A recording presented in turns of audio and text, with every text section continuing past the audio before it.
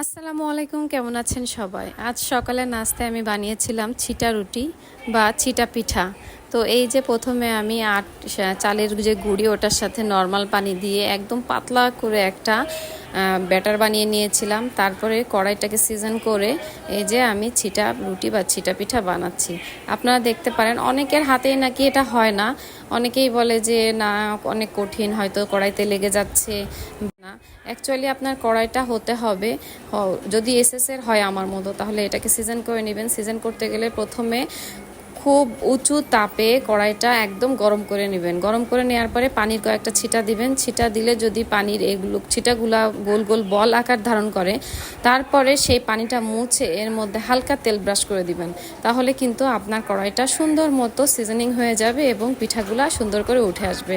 আর যদি আপনি চান ননস্টিকিতে বানাতে, তাহলে তো আর সিজনিং করার কোনো দরকার নাই, এমনিতেই হয়ে যাবে। গরম করার পরে হালকা তেল ব্রাশ করে নিতে পারেন, এবং তেল ব্রাশ প্রথমে কয়েকটা পিঠাই করা লাগে, তারপরে কিন্তু আর করা লাগে না।